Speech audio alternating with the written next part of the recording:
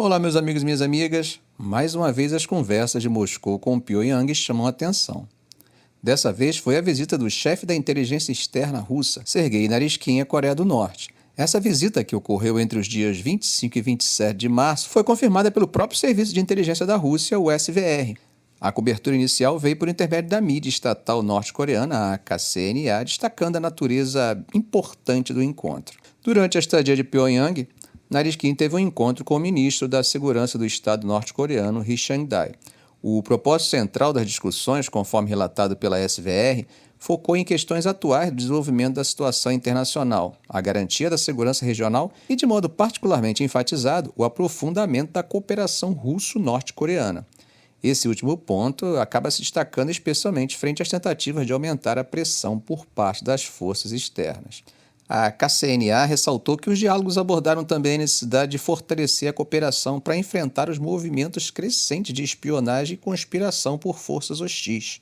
Gente, essa aproximação entre Rússia e Coreia do Norte tem ganhado crescente importância desde a invasão da Ucrânia pela Rússia em 2022, uma vez que o repentino isolamento fez com que Putin começasse a estreitar laços com a Coreia do Norte, uma manobra que, é claro, tem preocupado os Estados Unidos e seus aliados ocidentais. Eles apontam especificamente para as entregas de mísseis norte-coreanos à Rússia, que seriam um suporte ao esforço de guerra russo contra a Ucrânia. Mas apesar das críticas, tanto Rússia quanto Coreia do Norte não têm cedido às pressões. Moscou mantém a posição de que desenvolverá relações com os países que desejar e deixa claro que sua cooperação com Pyongyang não viola acordos internacionais dos quais faz parte. Enquanto isso, do outro lado, também temos visitas importantes. Trata-se da visita do ministro das Relações Exteriores da Ucrânia, Dmytro Kuleba, a Nova Delhi, na Índia. Essa visita, programada para durar 2 dias, tem como objetivo fortalecer os laços bilaterais e a cooperação entre Ucrânia e Índia, um país que mantém uma longa amizade com a Rússia e remonta da época da União Soviética ainda. De acordo com a Associated Press, Kuleba tem encontros agendados com seu homólogo indiano, além de uma reunião com o vice-conselheiro de Segurança Nacional da Índia, isso conforme informado pelo Ministério das Relações Exteriores do país. Na agenda também haverá um momento de reverência que está programado para quinta-feira, quando Kuleba prestará homenagens ao líder da independência indiana, Mahatma Gandhi, no Memorial de Raigat. Esse gesto simbólico não deve ser menosprezado, uma vez que reforça não apenas os laços diplomáticos, mas também a importância do respeito mútuo à história, à cultura e, é claro, à paz que, como sabemos, Gandhi sempre defendeu. Lições que muitos estadistas ainda não aprenderam. A visita de Kuleba à Índia ocorre em um contexto diplomático delicado, especialmente considerando as recentes conversas entre o primeiro-ministro indiano Narendra Modi com o presidente ucraniano Volodymyr Zelensky e o presidente russo Vladimir Putin. Até o momento, a Índia tem se mantido neutra em relação ao conflito na Ucrânia e evita criticar a Rússia. Ao invés disso, Nova Delhi tem enfatizado a importância da diplomacia e do diálogo para a resolução do conflito e expressa também sua disposição em contribuir para os esforços de paz. Ainda nessa vibe da diplomacia, a Polônia, que tem sofrido consequências internas desde o início da guerra, teve conversações de alto nível com a Ucrânia. A reunião entre os primeiros ministros dos 2 países, realizada na quinta-feira, foi meticulosamente planejada para abordar e, espera-se, suavizar as tensões geradas por questões econômicas que têm colocado os 2 aliados em posições delicadas. A Polônia, conhecida por sua firme defesa da Ucrânia contra a invasão russa, se encontra agora num impasse com seu vizinho devido a disputas econômicas.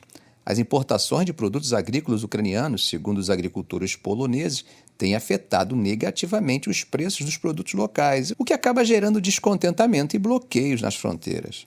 Durante a recepção em Varsóvia, o primeiro-ministro polonês Donald Tusk e seu homólogo ucraniano Denis Shmyhal foram saudados com as bandeiras da Ucrânia hasteadas e os hinos nacionais de ambos os países executados por uma banda militar. Tusk afirmou no evento: "Não haverá uma Europa segura sem uma Ucrânia livre." A questão dos congestionamentos na fronteira, que podem afetar o trânsito de armamentos para a Ucrânia, foi um dos pontos críticos levantados por Kiev, que apela por uma solução que facilite o tráfego transfronteiriço. Shmyhal falou nas redes sociais sobre sua expectativa de um diálogo pragmático e construtivo que conduza a soluções eficazes. Mas, gente, apesar do tom de otimismo, As conversas anteriores, de nível mais baixo, ou seja, com funcionários de segundo escalão, não indicaram avanços significativos e as expectativas para este encontro foram moderadas. Conforme disse o chefe de gabinete de Tusk, Jean Gabriel, é difícil esperar por um avanço após essas conversas, qualquer acordo específico sobre questões agrícolas. Está parecendo até as conversas amistosas do Lula com Macron, que logo mudam de tom quando se fala em acordo Mercosul-União Europeia, que também envolve questões agrícolas. Bom, gente, o setor agrícola da Ucrânia foi realmente severamente impactado pela invasão russa em 2022, com rotas de exportação pelo Mar Negro bloqueadas e vastas áreas de terras agrícolas inutilizadas pelo conflito. E é esse pano de fundo sombrio que serve de ambiente para essas discussões. Além desse tema, estão programadas reuniões entre ministros de ambos os governos para discutir a cooperação na defesa. Isso nos lembra da aliança estratégica entre Polônia e Ucrânia, apesar dos desafios econômicos e logísticos que enfrentam. Agora, meus amigos, vamos falar de um tema que nós conhecemos bem: as fakes e sites falsos que são verdadeiras armadilhas. As autoridades francesas descobriram um site que promovia uma campanha de recrutamento falsa, convidando voluntários franceses a se juntarem à guerra na Ucrânia. É isso mesmo, você não ouviu errado. Segundo uma fonte governamental que preferiu manter o anonimato, esse site misterioso já foi retirado do ar pelos serviços franceses. A tal página dizia que 200 mil franceses eram chamados para alistar-se na Ucrânia, dando prioridade aos imigrantes. Uma espécie de vai para a Ucrânia. E adivinhe em qual rede essa pérola foi postada? Nada mais nada menos do que no X, o X, o ex-Twitter. Isso conforme informou o Ministério da Defesa da França. Eles rapidamente vieram a público no próprio X declarar que o site era uma farsa e parte de uma campanha de desinformação, sendo repostada por contas mal intencionadas. E quem estaria por trás dessa maracutaia toda?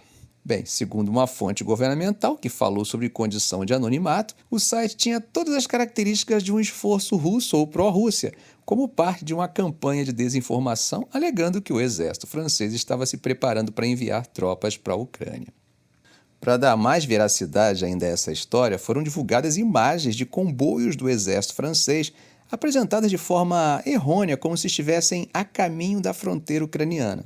E o site falso? Bom, ele convidava os potenciais recrutas a entrar em contato com o comandante da unidade POU para mais informações sobre como se juntar a eles. No momento, o Ministério da Defesa e as unidades cibernéticas governamentais estão de olho na situação, investigando a fundo tudo isso. O governo francês tem intensificado esforços para denunciar e combater o que diz serem campanhas de desinformação e desestabilizações russas, visando minar o apoio público francês à Ucrânia na guerra contra a Rússia. Bom, mas por falar em Rússia, o presidente da Rússia, Vladimir Putin, fez umas declarações bem interessantes e, digamos, contundentes. Essa declaração foi durante conversa com pilotos da Força Aérea Russa. Na ocasião, Putin garantiu que a Rússia não tem intenção de atacar nenhum país da OTAN, incluindo Polônia, Estados Bálticos ou República Tcheca. Mas aí ele adicionou um grande porém à conversa. Se o Ocidente enviar caças F-16 para a Ucrânia, esses serão abatidos pelas forças russas. Putin destacou que, apesar da expansão da aliança militar liderada pelos Estados Unidos em direção ao leste após a queda da União Soviética em 1991, a Rússia não planeja atacar um estado da OTAN. Não temos intenções agressivas em relação a esses estados. Agora, sobre os caças F-16 que o Ocidente prometeu enviar à Ucrânia, Putin foi bem direto. Segundo ele, essas aeronaves não vão mudar a situação no campo de batalha.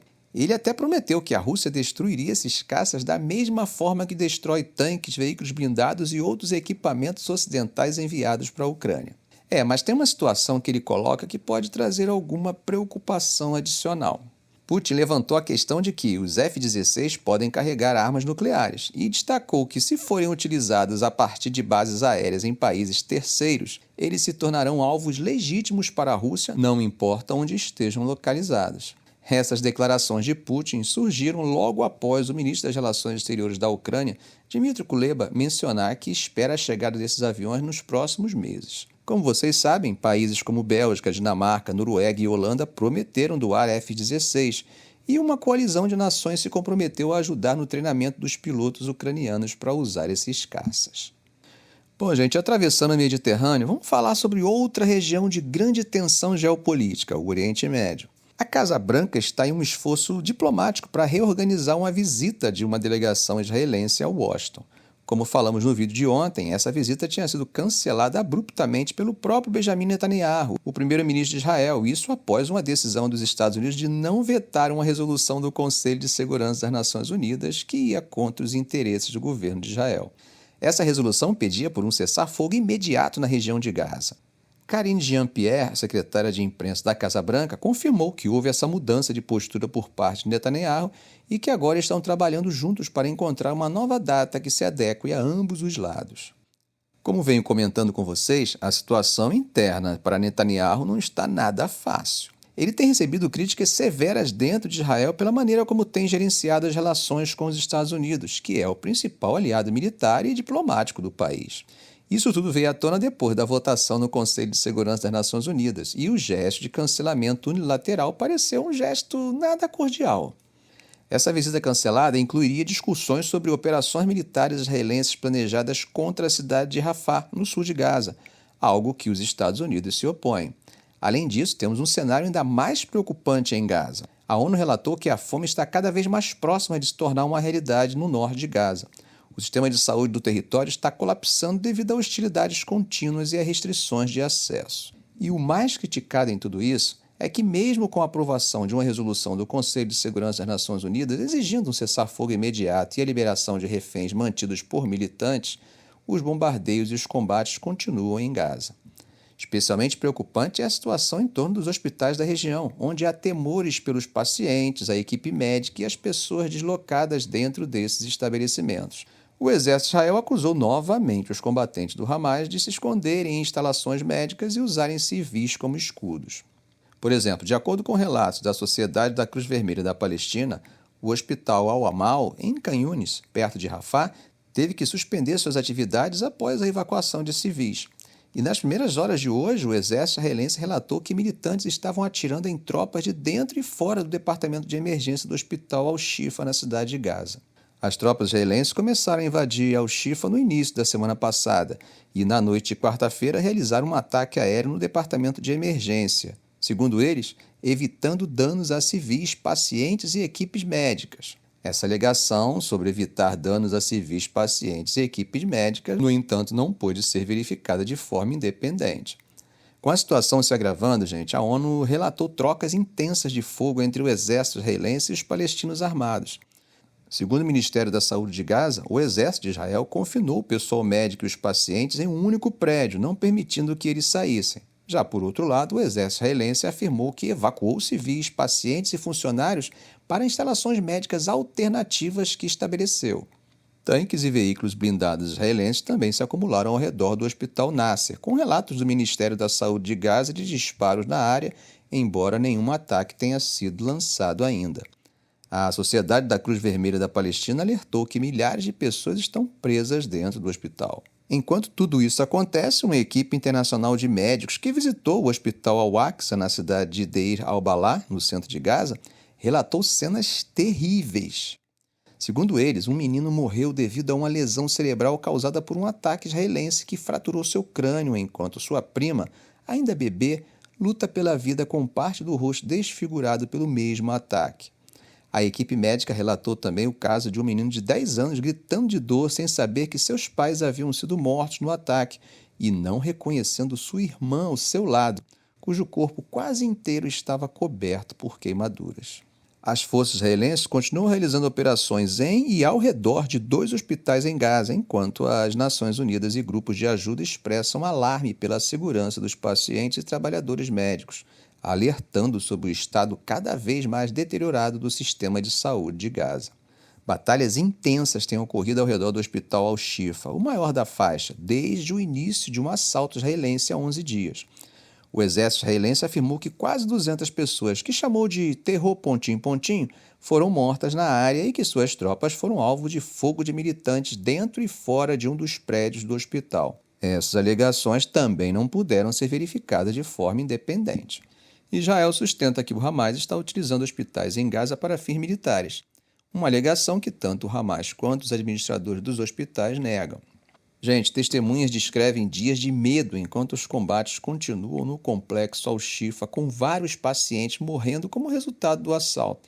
O Escritório das Nações Unidas para Assuntos Humanitários expressou preocupação na quarta-feira sobre a evacuação de pacientes e funcionários médicos do Al-Shifa durante o assalto de Israel e adicionou que o sistema de saúde de Gaza está colapsando.